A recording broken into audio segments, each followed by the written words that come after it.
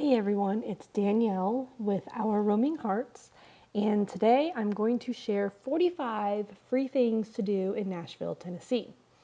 We spent 4 months in Nashville and got to check out a lot of different things while we were doing the Amazon Work Camper program.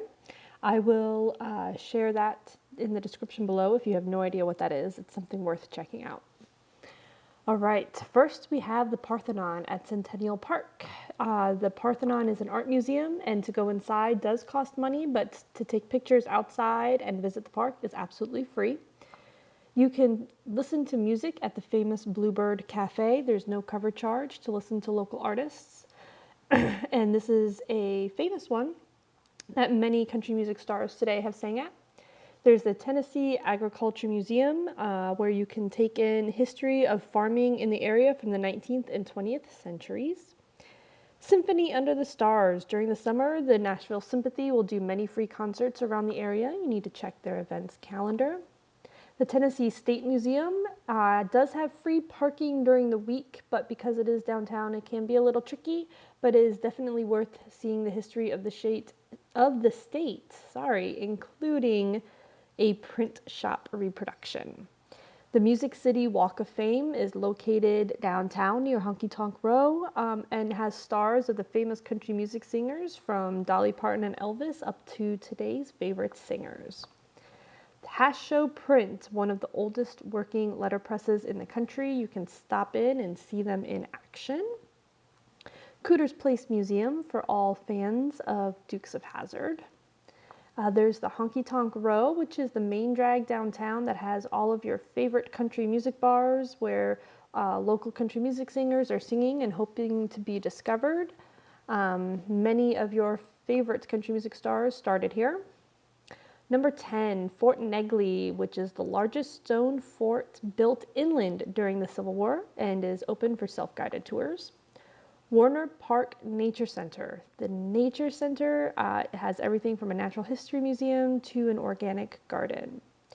Riverfront Park is downtown and right on the water, and there's many events hosted there, plus being right on the water makes great picnics and great family photos.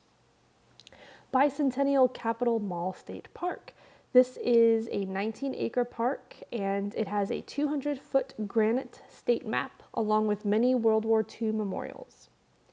The Nashville Flea Market is one of the top 10 rated flea markets in the country, and it is located in the state fairgrounds, and as of this recording is hosted on the fourth weekend of every month, and you can find pretty much everything there.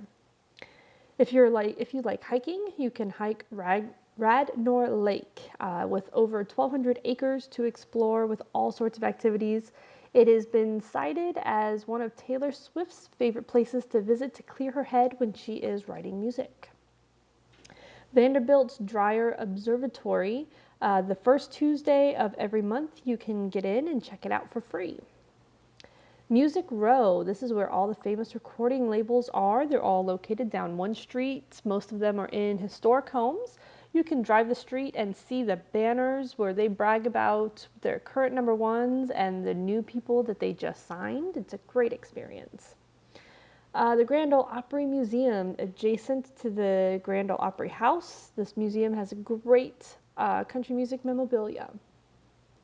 If you like wine, the Arlington Vineyards is free to visit and is noted as one of the great spots for picnics.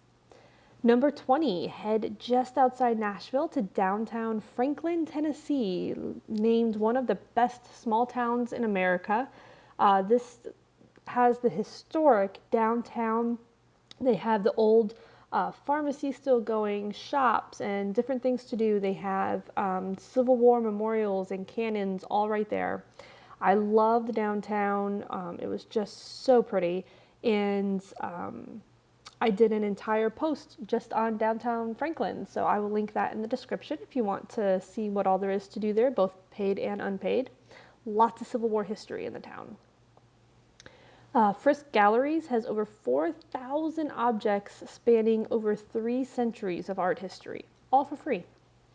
Fort Donelson National Battlefield is famous for its Confederate surrender of the fort, and I butcher this guy's name every time I say it. It's just one of those words that I have trouble saying, like some people can't say cinnamon. It was surrendered by Brigadier General Ulysses S. Grant. There you go, my butcher of his name for the day. I am so sorry. But it is definitely worth the visit. Number 23, if you are a fan of American Pickers on the History Channel, they have their Nashville shop just outside downtown, Antique Archaeology. They did it upright in an old factory, and there's other shops to visit there as well. And they have some of their personal collection in the shops. Very much worth the visit.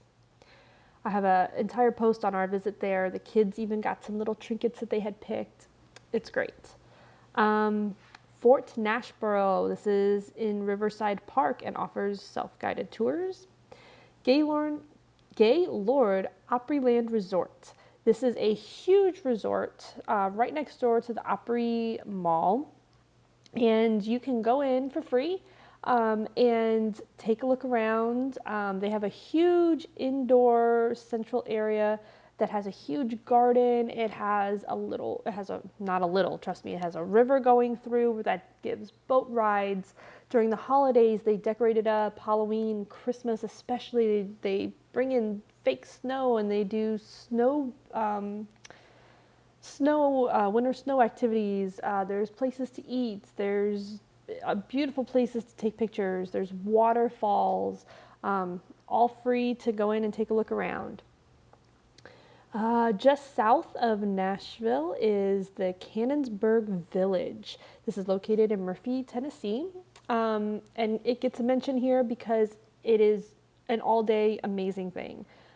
They brought in all these old historical buildings from around the area, and you can go in and learn the history and walk into them and see them set up. Everything from an old doctor's office to historical churches, a schoolhouse, homes, blacksmith, barns. I mean, they have it all.